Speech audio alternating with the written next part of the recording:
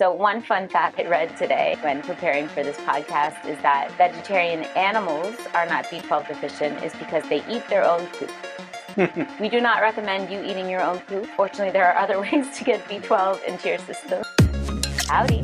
We're back. We're back. And we should not be quoting somebody else. No. We're back. And we're ready to move on to part 2 of episode number 25. Quarter century, good job. Got it right this time. I know, man. Or silver anniversary, or whatever you want to call it. So we're talking today about supplements, vitamins that you can get through plant-based food, but also sometimes if your body needs a little boost, meaning you and your kids, you can get them through human-made supplements as well. So Where did we stop? We stopped at vitamin A and D. We did zinc, and we did what did we do? What was the third one? I don't know. Iron. See, even I forgot iron. Okay, we did zinc, vitamin A and D, and iron, which I almost forgot because we forget that iron is so important to the immune system. So, reminder to you and me as well. So now we'll move on. Do you want to talk about the next important vitamin? Incidentally, yes. Do you know where the word vitamin comes? No, I said that on purpose. Okay. Oh, please enlighten us. It's okay. No, tell us. Vita means life, and then min really came from mineral. They thought that all these minerals would be in the vitamins, and then of course it turned out to be other chemicals also there, like the next one that you'll be talking about. See, factoid of the day. Fun fact, even. So our next vitamin is probably what most people think of when you think of boosting your immune system, vitamin C. Not the sunshine. I'm tired. Vitamin C, the anti-scurvy vitamin, the vitamin that boosts your immune system directly through helping your cellular immunity, which you were talking about earlier. It produces... Along with vitamin E, actually, vitamin E is another one of those fat-soluble vitamins. And I think, actually, side note, which I like to do, when you talk about these fat-soluble vitamins like vitamin A, D, E, and K, if you're giving it as a supplement, it's important that that vitamin is given with something that contains oil or fat. Otherwise, it doesn't get absorbed well. So we prefer, of course, a plant-based fat, like if you give it with some nuts or some avocado or something that has olive oil in it, something preferably to animal-based fats, of course. So anyway, side note over. Vitamin C and E are antioxidants. So they produce chemicals that basically attack viruses and bacteria and also attack cancer-causing cells, amongst other things. But for the purpose of this podcast, we're talking about attacking viruses and bacteria because we're building up the immune system. So I think a lot of people recognize vitamin C. You think about oranges, you think about berries, particularly strawberries have a lot of vitamin C, really any citrus fruits. Vitamin E is found in nuts and anywhere you find seeds. Anywhere you find the citric acid kind of places. And for vitamin C, and then for vitamin E, primarily nuts and seeds in terms of plant-based, and then some plant-based oils like they have olive oil and avocado oil, almond oil, mustard oil, etc., etc. And please remember, again, just want to reiterate, you cannot have too much vitamin C, which is good. Your body just unlike the oil-soluble ones, the fat-soluble A, D, E, and K. You can have too much. So you can have as much vitamin C as you want, but vitamin E needs to be monitored. In fact, I never recommend vitamin E supplement on its own for children unless they have a particular medical condition. So please don't go out and seek vitamin E supplements for your kids or for yourselves. What about if they've added in the multivitamin? That's okay. Sorry. I mean like similar to iron. Yeah. Don't give them plain vitamin E supplement. By itself. Right. Yeah. And even for adults, I think vitamin E... even for adults, you have to be careful. Certain medical conditions, yes, but you really do have to be careful. For vitamin C, honestly, it's unusual to need a vitamin C supplement, to be perfectly honest. You can really get it from foods if you're having a good plant-based diet with fruits and vegetables.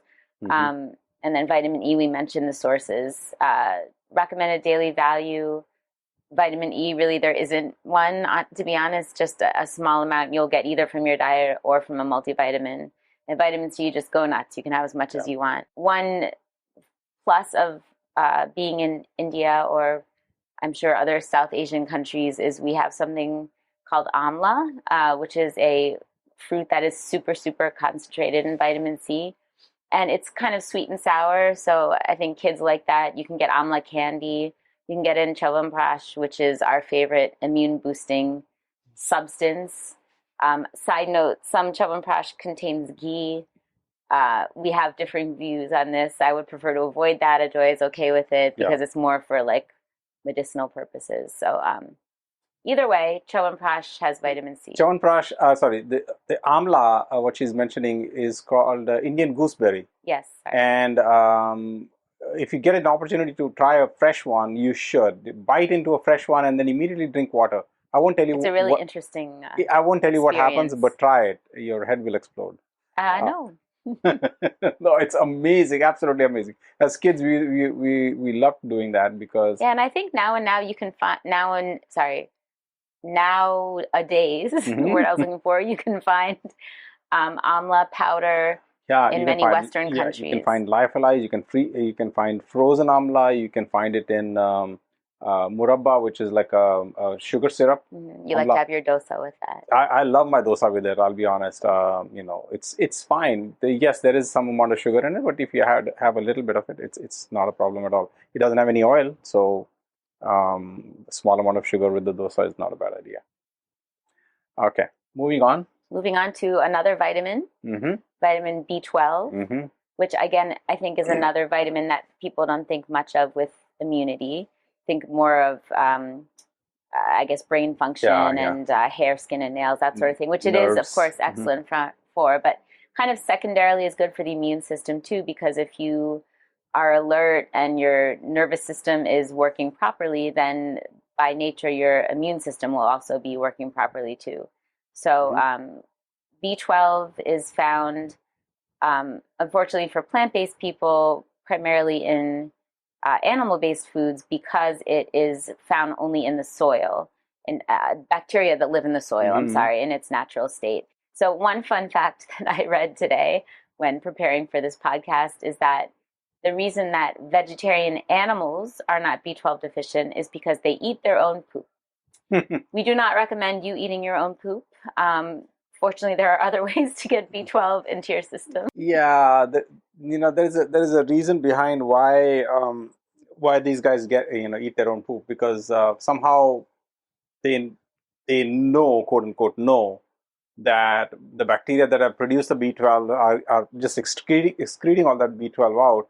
So you need to bring it back into the system. So that's why they do that. Their body just tells them to do that. And for people who doubt the fact that now why do we they think, oh, why are we trying to be plant-based or vegan and stuff like that? What happens to the caveman and all? Just a little anecdote I want to tell you is that during those times our water was not filtered. Insects or anything that fell into it, we would probably just drink it up and not worry about it, and all their poop or whatever the bacteria that came out of it, bacterial remains, gave us the B12 those days. Now we have water coming out of a tap and deionized filtered water, RO water and stuff like that, so we don't get that stuff. There are only two things that make B12. Again and again I've said this: a type of seaweed and a type of bacteria. That's it. Now nobody else can make B12. Yeah, so that's why we do recommend for people that are mostly plant-based, even if you have a little bit of meat or a little bit of dairy, you should be taking a B12 supplement. For kids, especially, I think a lot of us remember multivitamins and vitamin D, but what about B12? So fortunately, there's more and more supplements there, but you don't actually need a lot of B12. If your kid truly is deficient, meaning they've found it on blood work, your doctor has found it on blood work, then you may need as much as 250 micrograms a day, which is essentially more than the adult dose. There's no harm in taking too much B12. It's like vitamin B. Sorry, not vitamin D. Like vitamin C. You cannot overdose on B12. That being said, it will hurt your wallet, I guess, if you give too much. So most kids probably just need a couple micrograms of B12 a day. if you're getting it in your diet. But if you're getting your kids' blood work checked, especially if they're more plant-based, I would check a B12 and a D amongst whatever else you need. So Ajoy mentioned about the sources of B12, the natural sources of B12. There are some fortified foods that have B12 in them, like nutritional yeast or cereals, some grains. Those do contribute to your body's B12, but not as much. The active ingredient, I guess, is not as predominant as if getting it directly from the bacterial sources. Generally speaking, we always recommend that you don't get any of your vitamins from a supplement. Like a pill. The only exceptions are D, because of these days we see a lot more of vitamin D deficiency, and B12. B12 because we live in an ultra clean environment, and especially if you become plant-based or vegan, you will need to supplement it. So we all take our B12, our kids take B12. So I have a question for you. Do you generally recommend that everybody take a multivitamin tablet, or do you think that they can just take, D and B12 and then a vitamin C pill and vitamin K pill and so on? So I don't think there's harm in taking a multivitamin other than to your wallet, / the risk of keeping your multivitamins within reach of your kids, and then they would have too many of them. Anyway. There's no harm in it. It's not necessarily needed. I think, like you just mentioned, vitamin D and B12 are probably the only two that you really have to take. If you want to boost your immunity for a couple of weeks and take a couple multivitamins here and there, that's fine, but I don't think you need it every day. Or you can start looking at our suggested list of fruits and vegetables, fruits and veggies and other and the one that's coming up next. Yes, and get it naturally and also less expensively. Yes. Okay, so what's the next one? So the next one is our current favorite, what we've been using a lot during COVID times and even before, but we've just been reading more about it. It's called elderberry. So elderberry is, as the name suggests, a berry.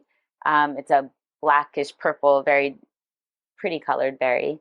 And there's actual scientific evidence, which I'm sure Ajoy will give you examples of, that it has antiviral properties. You may have heard of something called Tamiflu, which is a medicine that we sometimes prescribe for influenza virus. It is not like an antibiotic. It does not cure flu, but it shortens the duration of the flu.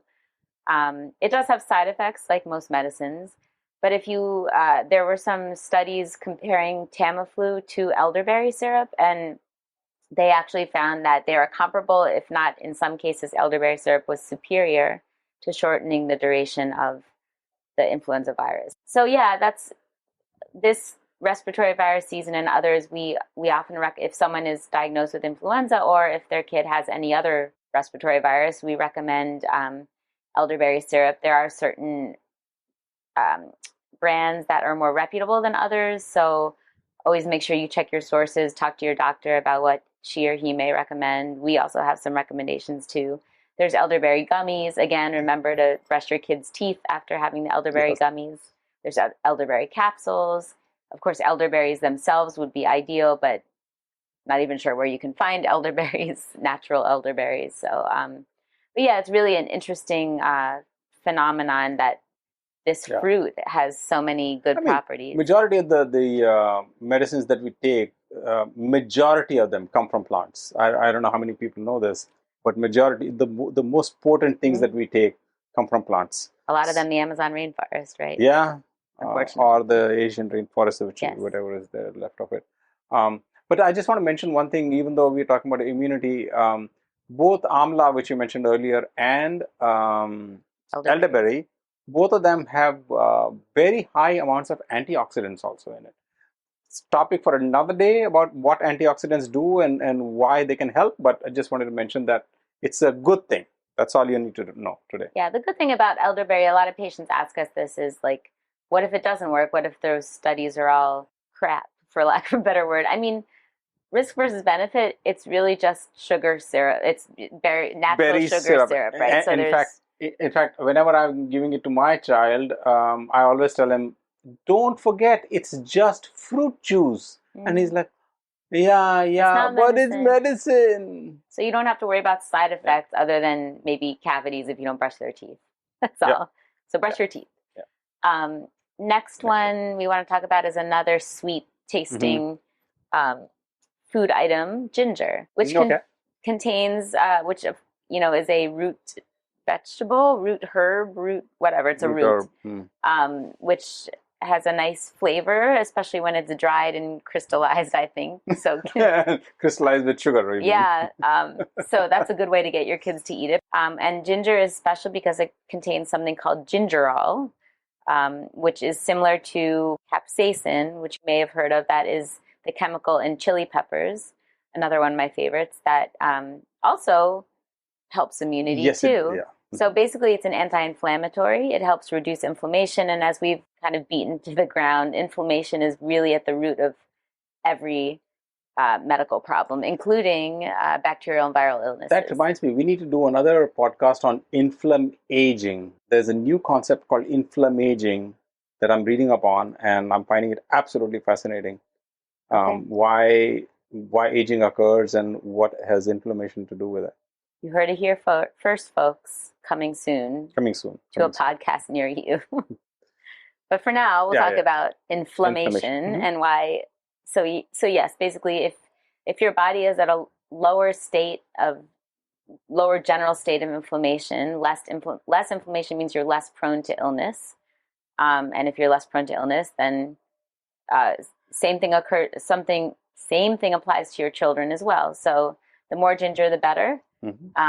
I wouldn't necessarily recommend super sugary ginger things. I did mention the crystallized ginger. That's okay because it's a small amount of ginger, but ginger ale, for example, probably not, because that's a tiny amount of ginger and more sugar than anything else. Like artificial ginger. So more ginger is better. And didn't you have some ginger thing you want to talk about? There was two things that I want to mention about ginger. 2008, there was a study conducted in Japan and another small company that was concentrating on medicinal herbs. I don't remember the name of the company, but what they discovered were two separate discoveries, but I just want to mention them together. One is the fact that the small company discovered that ginger can turn on some of the genes responsible for chemokinesis and chemotaxis. And what is that for? What that means is ginger can actually help when these white cells are coming out to attack and look for bacteria and viruses. The number is dictated by our genes, like how many white blood cells are going to be out there. Ginger can actually turn on the gene to make more of these white cells. And chemokines ginger can actually turn on the genes for certain chemicals like interferon you mentioned, antibodies, etc. So ginger can say, okay, you know what, we need more of this. So it will actually turn a gene on, and which is actually one of the bases of some of the treatments that we prescribe, right? I mean, we actually firmly believe in something called epigenomics, where you turn the genes on and off, and ginger is one of those elements that actually can turn some of these genes on and help you fight diseases a lot better. That's one. The second one was a 2008 study, I believe, in Japan, which found a direct correlation between chronic inflammation, sustained chronic inflammation, and ginger consumption. You mean a negative correlation? More ginger equals less chronic. The more ginger you eat, the less chronic inflammation you will have, less, that can lead to less joint pain, to less heart issues, less lung issues. All kinds of issues can go away if you eat more ginger. Now, I'm not saying eat gobs of it, which is not possible anyway, which is a good thing, but there is a direct correlation between them. I found it amazing that that's the case. Yeah, and speaking of spices, just another kind of broad category of spices. I mentioned the capsaicin, which is found in chili peppers and red chili peppers, green chili peppers, any spicy deliciousness that you like.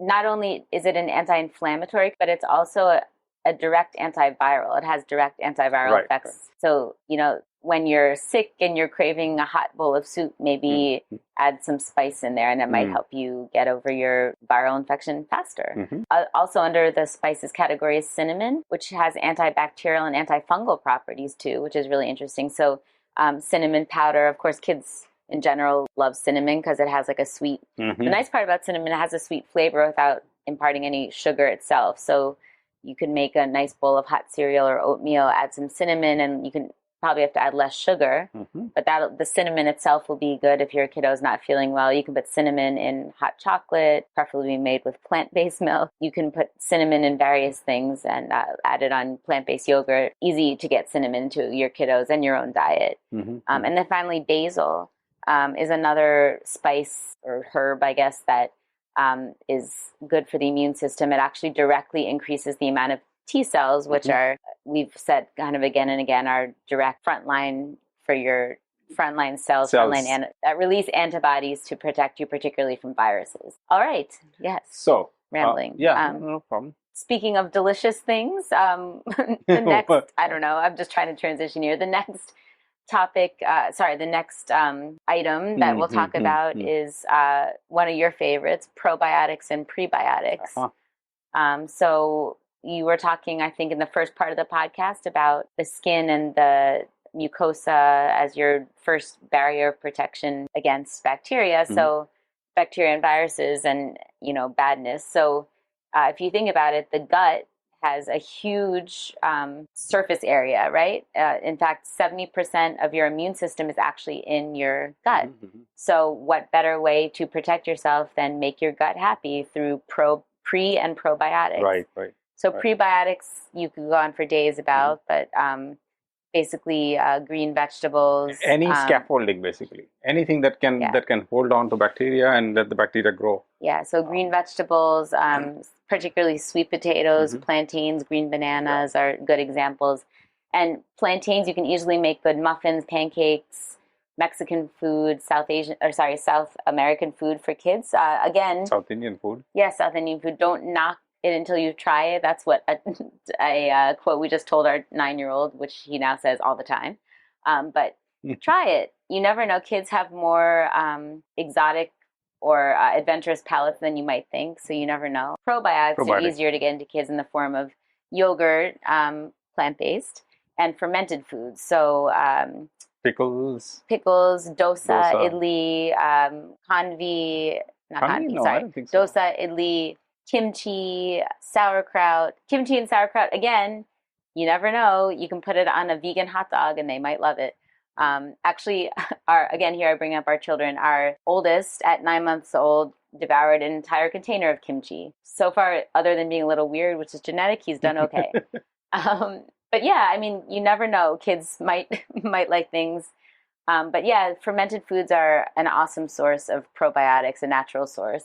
You can, of course, give probiotic supplements. That's another option, especially if your kiddo is already having some kind of GI illness, like a viral gastroenteritis with vomiting or diarrhea. So we give something in India called Enterogermina, which is a good bacteria. It's a little liquid, but there's many different options that you can always run it by your doctor before you choose one. So there is something about probiotics that there are some times when you should not be taking probiotics.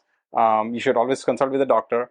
For example, if you have an ulcer, that's not the best of times to take a probiotic. There are a couple others. What else? Basically, if there's a potential break in your mucosal barrier, so kids that have chronic inflammatory digestive issues like ulcerative colitis or Crohn's, please check with your specialist before starting. IBS maybe.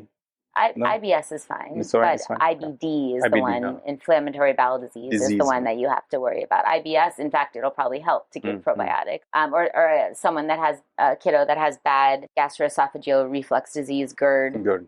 Also, you should check because although ulcers are fairly uncommon in kids, it's still possible. Yeah. Okay. And also special cases like chemotherapy and that sort of thing too. Yeah. Okay. What next? So next, all right. So we're almost there. Second to last is something called beta-glucan, which is found in mostly in grains. like oats, barley, jowar, sorghum, quinoa, that sort of thing. So basically, beta-glucan is a protein, another booster for your immune system. It acts kind of like a prebiotic. So the yeast cells that are found in all these grains directly works on the immune system via something called an immunomodulatory effect. So it boosts all the different aspects of the immune system. B cells, T cells, natural killer cells, everything that if you took high school biology, you learned about the beta-glucan directly. I don't think people learn about B cells, T cells, and natural. Really? Oh, that's in medical school. I've blanked all my education timing is all kind of melded together. I don't know. Anyway, that's not high school basically, all the happy immune cells in your body, white cells, red cells, kids learn, or in college also people will learn about white cells. All and red cells. I get it. Okay, fine. So anyway, beta-glucan in all these grains, this is why grains are good for you. This is why we say eat more grains, eat more grains, eat more grains, because they're prebiotics.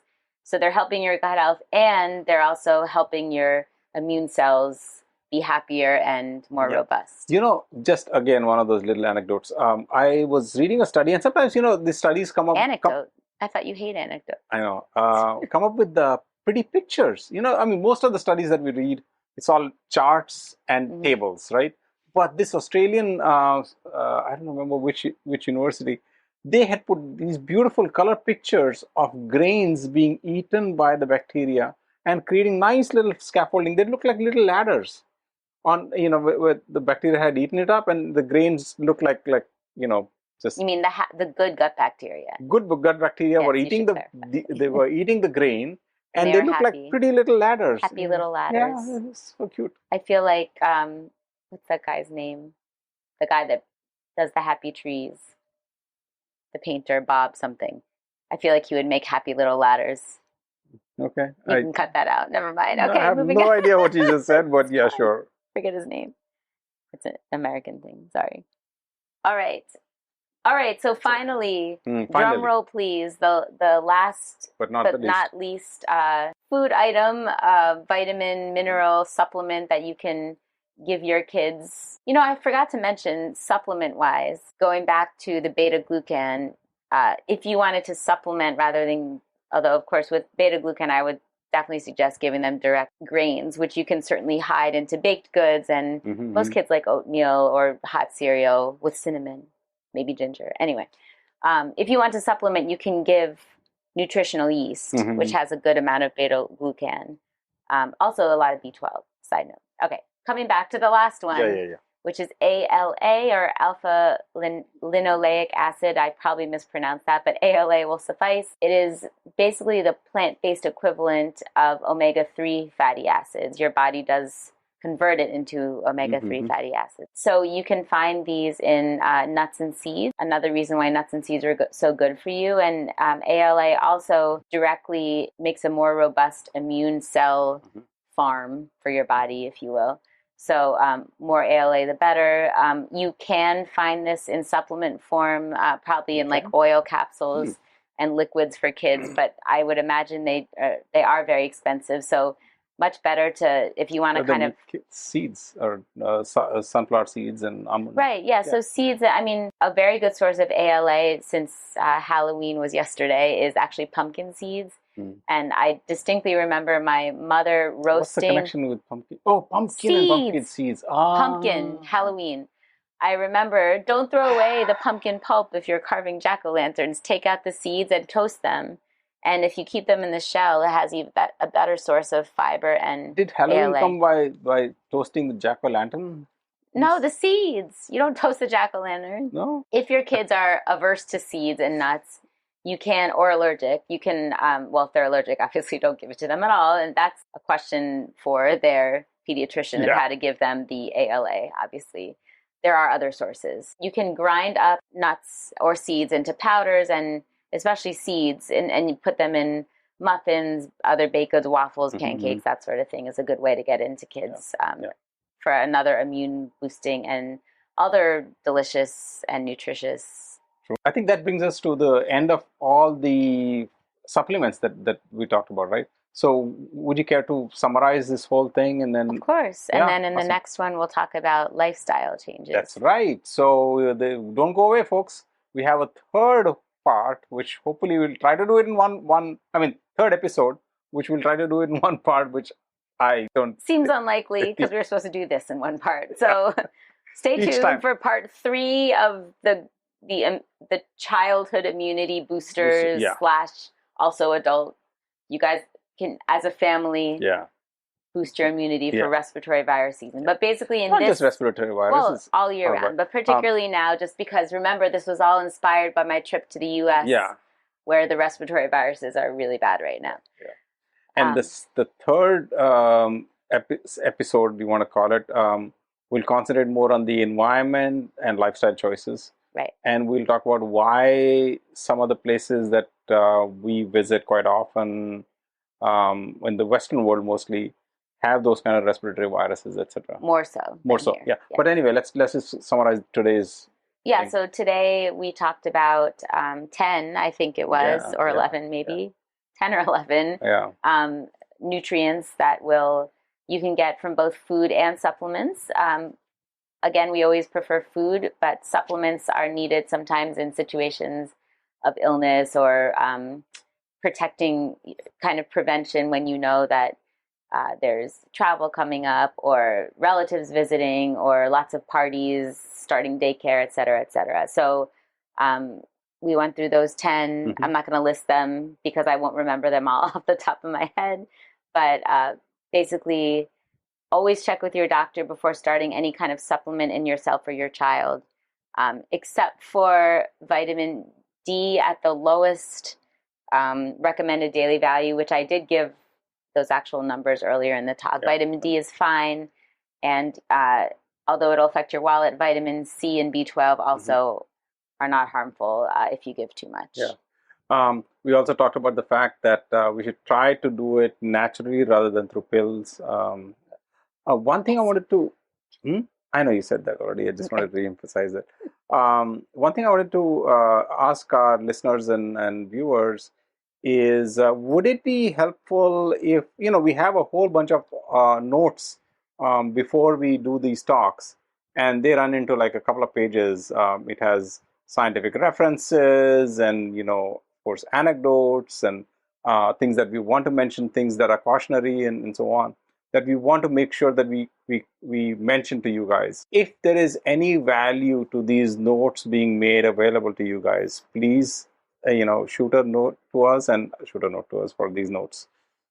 Message us on WhatsApp or on our website. There's a little button. You can press the button, or if you go to our website and wait for a couple of seconds, you'll see a little thing that pops up and says, do you have any suggestions for the podcast? Fill that out, or go to a podcast, review it, click a button and says comments, and in the comments just type in what you would like to see. Like if you'd like to see our notes, if you'd like to see scientific studies, if you'd like to see why some of these studies are as powerful as we claim that they are, we'd be more than happy to put them up. Because if I don't hear that, then I just say, well, I don't think people are interested, and I don't put it up. But for every one of the episodes, we have copious amount of notes that we gather, and it just sits on our So if you want to subject yourself to that, please let us know. Forget it. This Halloween thing has really got under your skin or something. So, but anyway, I guess I need some more crystallized ginger. Yeah. Speaking of crystallized ginger, no, never mind. All right, it's time. I think yes, maybe it's the crash from all the Halloween candy. Yeah. So okay. So happy Halloween. And do let us know if you would like any of these notes. Despite what Dr. Jenny said, despite the fact that she's thinking that everybody's going to go to sleep, maybe some of you guys are interested in the actual scientific literature. I'm not saying read the scientific literature. We've summarized it, condensed it for our own purposes, and we'd be happy to share it. Yeah, and also a natural sleep aid. Again, you're going in the same direction, aren't you? I think I'm going to just cut you out of this podcast. Yes, if anyone has suggestions, if you don't want me to talk anymore, you can also say that. That's right. Yeah. I say that. All right, it's time to go. Okay, bye. Beat Thank each you other guys. up. Bye. See you next time. We really hope you enjoyed our conversation. Can you think about one thing or an idea that you can start to introduce into your own life that will help make your life healthier and less stressful? If you enjoyed today's episode, we'd really appreciate it if you can take a few seconds to share the podcast with your friends and family. Thank you so much for listening. And always remember, your health is literally in your own hands.